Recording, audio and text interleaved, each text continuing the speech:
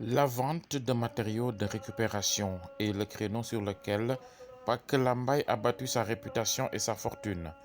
40 années ont suffi pour faire de ce pittoresque endroit un haut lieu de commerce où se brassent des milliards.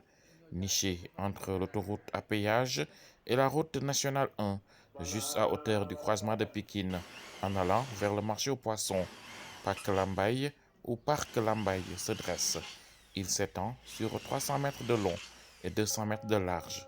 Ici, rien ne se perd, rien ne se crée, tout se vend. Quand on parle de Parc Lambaye, on peut, disons, résumer ça en brocanteur.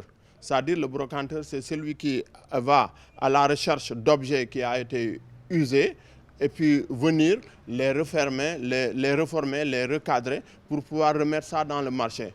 En quoi faisant, par exemple, là où vous êtes, on peut aller dans un bâtiment qui a été réfectionné, on récupère les portes, on vient, on les retape pour les revendre dans le marché. dañuy jaay aluminium andi ko fii ñu defar ñu jël ko dagg ko sur mesure di defar comme ni nga ko soxlaa bu ñu amee tam ay chantier yu mag yoo xamante ne gars yi dañuy ñëw soxla chantier yu mag yoo xam ne da ngay dem yow yaa leen di defaral lépp. On achète du fer et de l'aluminium qu'on retape pour le remettre sur le marché.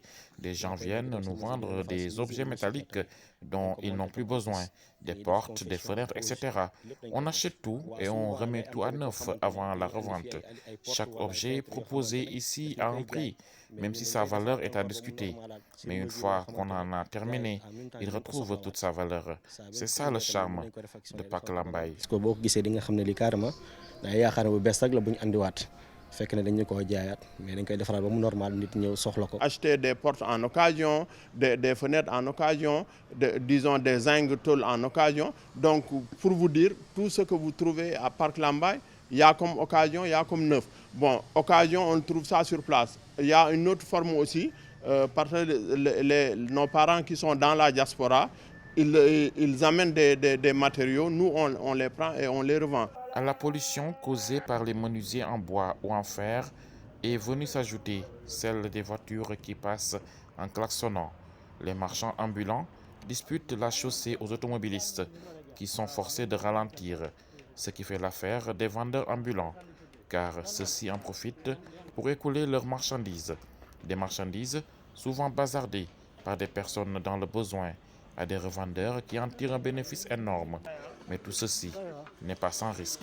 di wax ne daal ñoo ngi Paaku Lambaye di taqale di daanoo ko jóg. waaw matériel yi moom ça dépend rek ci biir pàkk bi nii rek da ngay. On est ici au Pak Lambaye, on se débrouille comme on peut.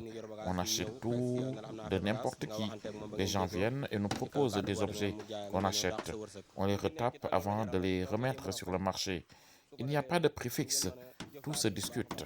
nga daje kii mu fay la prix bee léeg-léeg nga daje kële mu fay la prix bële nekkul même prix daal. Les risques, on peut dire qu'il y en a toujours.